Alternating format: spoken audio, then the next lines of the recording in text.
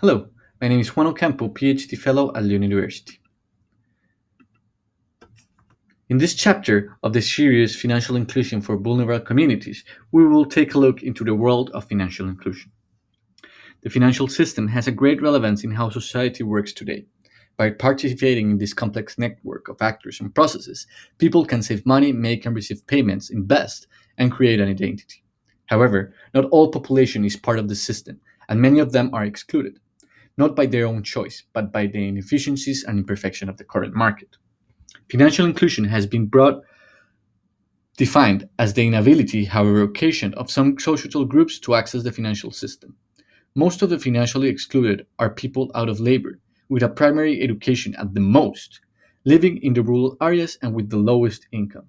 All these common characteristics of vulnerable communities. Scholars have conceptualized vulnerability as a function of its exposure, sensitivity, and adaptive capacity of a community. For example, think about the people in a slum. In this context, people are usually dependent on informal labor, therefore are exposed to unemployment. Living day by day, they are very sensible to the losing their jobs. Thus, an economic shock has a devastating effect on their lives, and they will depend on their adaptive capacity, which is the capability to adapt to certain situations and decrease the impact for a potential risk. For example, through a cooperative mobilization or production. And it is in their adaptive capacity that it's said the financial system can support. In the case of economic shock, communities under vulnerability can lose their capacity to eat or even survive.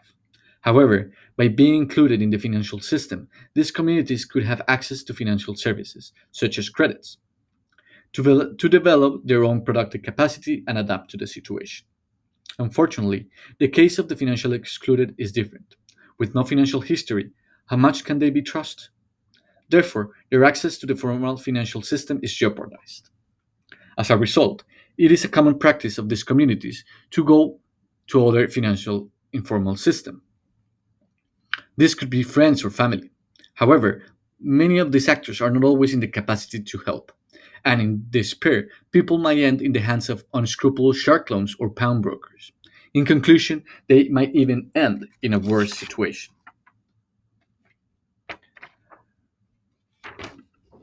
So let's recap.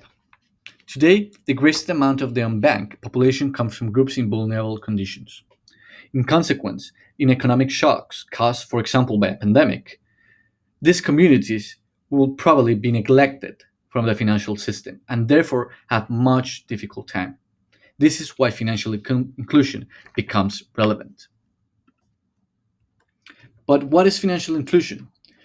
Through the last decades, this idea has evolved from the concept of financial exclusion, later to financial access, and then the rise of microfinance, and today into digital financial inclusion and financial health. After a comprehensive research in the financial inclusion ecosystem, I would define digital inclusion as a process that while being affordable, convenient, and of quality, enables community to have an open access to robust and secure financial services. There is an important amount of research arguing for the effect that financial inclusion has on the economic development and well-being of the poor. Besides assisting vulnerable communities to adjust to economic shocks, financial inclusion has a several macro and microeconomic implication. For example, there is evidence on the potential relation between financial inclusion, income inequality, and economic growth. From a household perspective, financial inclusion has effects on, for example, empowerment, increased decision making of women, management of the household income for consumption and savings, and cost of accessing financial services. Well, I hope that by now you must be wondering what in practice is financial inclusion? Well, there are different types of services of financial services, but for the population we are here addressing, there are four main products. There are first entry service like saving products or payment infrastructure. Usually, these products don't imply any debt or creditor relation and are just services that facilitate the financial relations of the users. Researchers argue that this type of services are the first entry step in the financial inclusion, since they help people to understand the system, create some level of trust, and start building their financial history. Examples of this are M-Pesa in Kenya, Coin in Colombia, or Remitly around the world. The second kind are the productive services, in which risks play a more critical role. These are products such as insurances, loans, or credits. An example of these products are offered by Tala, who assesses customers' trustworthy based on mobile big data and artificial intelligence algorithms. However, there has been important debate in regard to the negative impact that easy credits can have on communities under vulnerable conditions.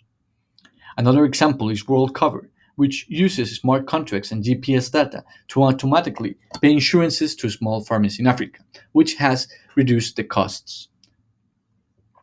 The reality is that most of the business in the financial system has a for-profit mindset, and thus not all the segments of the population are being worth covering. Beyond the market inefficiency, there are different reasons for people not being part of the financial system.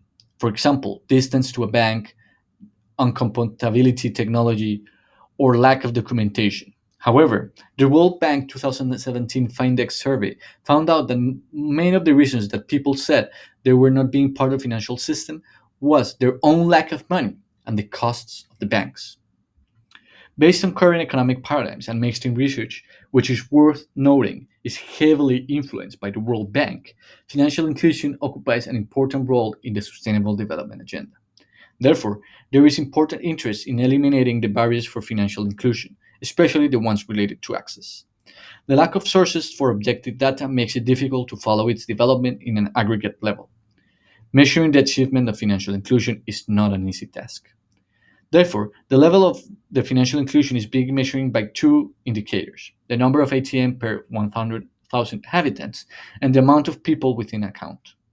Nevertheless, new technologies are tackling some of the common barriers to financial inclusion, and new opportunities are emerging. One example of this is mobile money. Some scholars studying financial inclusion suggest an increase and diversification of products to traditional unbanked population, since they argue the current products are not necessarily generating noticeable welfare impacts in the population. To occupy this space, new actors are entering the financial ecosystem and are using new business models to create a more diverse portfolio of products and services for the excluded population. Traditionally, the way people has been given access to financial system is by the assessment of their financial social relations as a function of their trust, risk, and value. This assessment was traditionally made by banks. However, new technologies and innovative companies are looking for ways to optimize this process. Some companies today, and probably more in the near future, will leverage in people's social practices and information coming from mobile operator data and their digital behaviors to offer better tailored financial services. This information, combined with new technologies, is transforming the financial system and hopefully will lead the way to more sustainable economic growth. There are, however, certain reflections that are worth considering. If financial system has such an important effect in human well-being and development, shouldn't financial inclusion be considered a basic social right, like health or education? In this line of thought, governments might need to challenge the for-profit mindset of financial inclusion and rather ask which type of financial services are creating real economic growth and well-being in vulnerable populations. Lack of money and cost of the financial system are real barriers for financial inclusion. But are the current sustainable development agenda really tackling these barriers? The financial inclusion discourse has a special focus on the financial system interests. But is it possible to think on a system that will lead to the financial freedom of vulnerable communities? I hope there is. Thanks for watching. And if you have any comments or questions, please get in touch.